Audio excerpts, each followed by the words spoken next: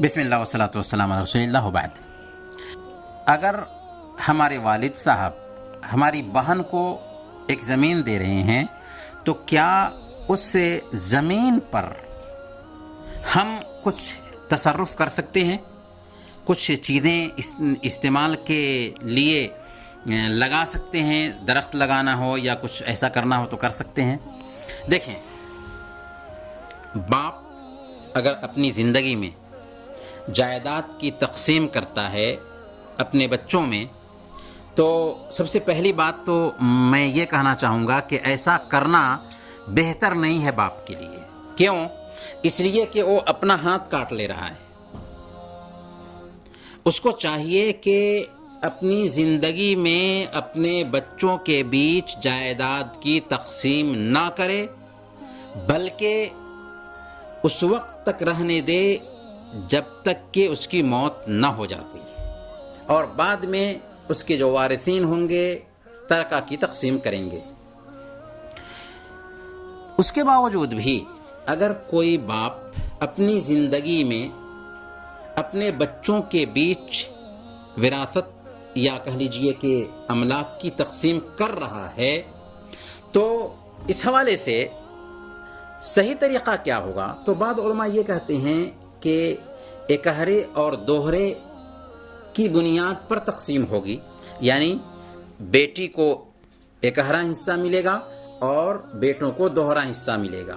اور بعض علماء یہ کہتے ہیں کہ یہ گفٹ ہے اور گفٹ میں برابری ہونی چاہیے، تو جتنا بیٹوں کو ملے گا اتنا ہی بیٹیوں کو ملنا چاہیے۔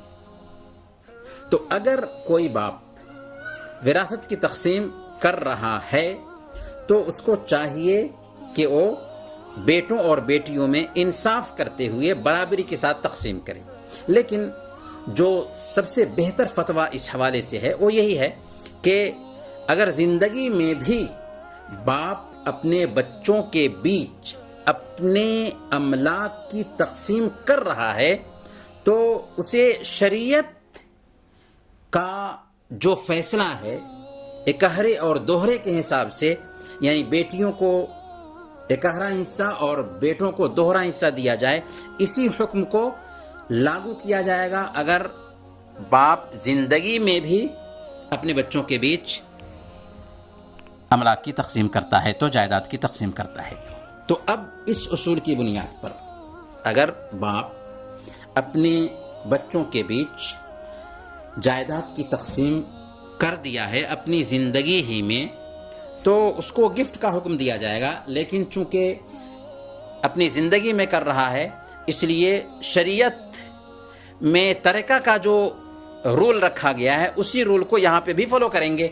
لہذا اگر دو بھائی ہیں ایک بہن ہے تو بہن کو اکہرا حصہ ملے گا، بھائیوں کو دوہرا حصہ ملے گا۔ اس طریقے سے اگر باپ نے بہن کا حصہ نکال دیا ہے تو اب بھائیوں کو کوئی بھی حق نہیں پہنچتا ہے کہ بہن کی زمین کو استعمال کریں۔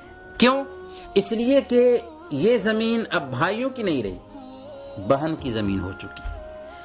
اور اللہ کے نبی صلی اللہ علیہ وسلم کی حدیث ہے، لا يحل مال امرئ مسلم الا بطیب نفس منہ، کہ ایک مسلمان کا مال اس کی خوش دلی کے بغیر جائز نہیں۔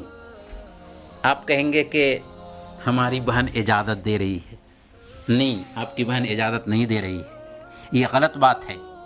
یہ ہندوانہ رسم و رواج کے ہمارے سماج میں عام ہونے کی وجہ سے بہن مجبور ہوتی ہے بولنے پر کہ میں بھائی سے نہیں لیتی۔ یہاں تک کہ بہت ساری بہنیں ہیں جو کیا بولتی ہیں، نہیں میں بھائی سے نہیں لیتی۔ کیوں؟ کیا کسی کو مال سے نفرت ہے؟ مال سے ہر انسان کو محبت ہوتی ہے، لیکن چونکہ سماجی روایت ہے، جہیز کا غلبہ ہے، جس کی بنیاد پر بہنیں اس طرح کی باتیں کرتی ہیں۔ اور ہمارے ذہن میں بھی اس طرح کا سوال پیدا ہوتا ہے۔ مثال کے طور پر تقسیم بھی ہو رہی ہے، وراثت کی تقسیم ہو رہی ہے، تو جس گھر میں رہ رہے ہیں اس کو نہیں تقسیم کرتے۔ کیوں بھائی؟ جس گھر میں آپ رہ رہے ہیں والد کے مرنے کے بعد یہ گھر بھی ورثہ کے بیچ تقسیم ہوگا، یہاں تک کہ 1 روپیہ بھی ہے تو 1 روپے میں بھی بٹوارا ہوگا، اس کے بھائی بھی حقدار ہوں گے، بہنیں بھی حقدار ہوں گی۔ ہاں جو شرعی طریقہ ہے اس پہ چلیں، جہیز کی لعنت خود بخود ختم ہو جائے گی۔ لیکن آپ شادی کے وقت میں جہیز کے نام پر خطیر رقم دیتے ہیں، سونے دیتے ہیں اور بہت ساری چیزیں دیتے ہیں، تو ظاہر سی بات ہے کہ اس کی وجہ سے ہم تکلیف مول لیتے ہیں، پریشانی مول لیتے ہیں، اور شریعت کو فالو نہ کرنے کی وجہ سے ظاہر سی بات ہے پریشانی آئے گی ہی۔ تو میری بات کا خلاصہ یہ ہوا کہ اگر آپ کے والد صاحب نے زندگی میں ہی جائیداد کی تقسیم کی ہے اور بہنوں کو کوئی حصہ دے دیا ہے شرعی اعتبار سے، اکہرا بہن کو اور دوہرا بھائی کو، اس میں کمی بیشی نہیں ہونی چاہیے۔ ایسا نہیں کہ کوئی بھائی کچھ مجبور ہیں تو اس کو زیادہ دے دیا۔ ہاں اگر آپس میں اتفاق ہو جاتا ہے تو کوئی حرج کی بات نہیں، لیکن اتفاق اگر نہیں ہے تو پھر ایسا نہیں ہو سکتا۔ تو کہنے کا مطلب یہ ہے کہ اگر ایسا ہوا ہے اور بہن کا حصہ نکل گیا ہے تو آپ اس میں تصرف نہیں کر سکتے۔ اگر بہن کہہ بھی رہی ہے تو مجبوری کی بنیاد پر کہہ رہی ہے، لیکن اگر خوش دلی سے بہن نے دے دیا تب کوئی بات نہیں۔